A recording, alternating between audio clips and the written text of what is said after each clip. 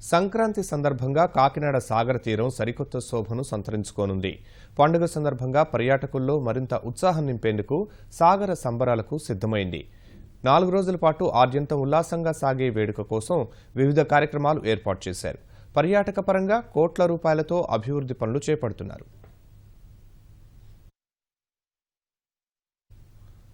కాకినాడ సాగర తీరంలో NTR beach festival కోసం చురుగ్గా ఏర్పాట్లు చేస్తున్నారు. ఈ నెల 12 నుంచి 15 వరకు 4 రోజుల పాటు పర్యాటకులను ఆకట్టుకునే రీతిలో ఉత్సవాలు నిర్వహించనున్నారు. కాకినాడ సాగర తీరం, కోరంగి అభయారణ్యం, హోప్ ఐలాండ్ను అనుసంధానం చేస్తూ సంబరాలు నిర్వహించడానికి ప్రణాళికలు రూపొందించారు. సాగర సంబరాల కోసం రాష్ట్ర ప్రభుత్వం 2.5 కోట్లు కేటాయించింది. బీచ్లో సాంస్కృతిక కార్యక్రమాలు, వివిధ ప్రదర్శనలు నిర్వహించనున్నారు.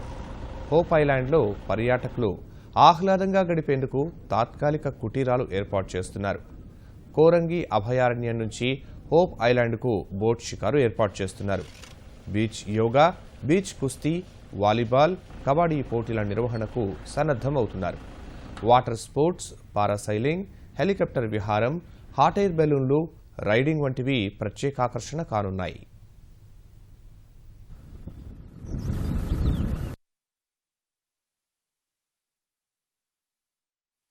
ఇతర ప్రాంతాల నుంచి కూడా పెద్ద ఎత్తున టూరిజం ప్రమోట్ చేయాలి, ఇతర దేశాల నుంచి టూరిజం ప్రమోట్ చేయాలని ఇప్పటికే ప్రభుత్వం అనేక చర్యలు తీసుకుంది. అలాగే తూర్పుగోదావరి జిల్లాకి ఇప్పటికే 350 కోట్లతోటి ప్రాజెక్టులు కూడా జరుగుతున్నాయి. ఇంకా కొత్త ప్రాజెక్టులు కూడా ఐడెంటిఫై చేయడం జరుగుతుంది.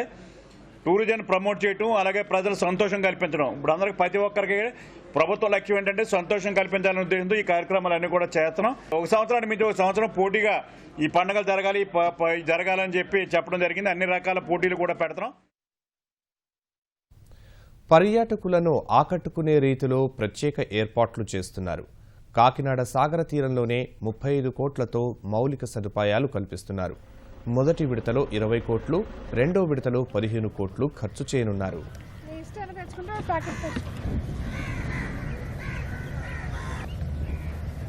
ఎక్కువ టూరిజం పొటెన్షియల్ చాలా ఎక్కువ ఉంది.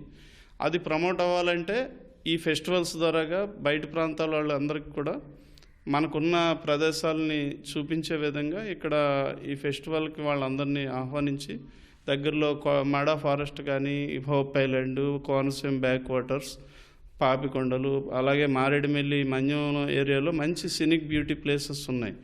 ఇవన్నీ చూడాలంటే ఫెస్టివల్స్ ద్వారాగా వాళ్ళందరూ అట్రాక్ట్ అయ్యి ఇక్కడికి రావడం ద్వారా మన కల్చర్, మన ఫుడ్ ఇవన్నీ కూడా ప్రమోట్ అవ్వాలన్నది ఉద్దేశం అన్నమాట. ఈ సంబరాలపై సామాజిక మాధ్యమాల్లో ప్రచారం నిర్వహించాలని జిల్లా అధికారులు నిర్ణయించారు. 1 నిమిషం నిడివితో కాకినాడ సాగర సంబరాలపై కార్యక్రమాన్ని రూపొందించారు. దీన్ని యూట్యూబ్, ఫేస్బుక్, ట్విట్టర్లో ఉంచారు.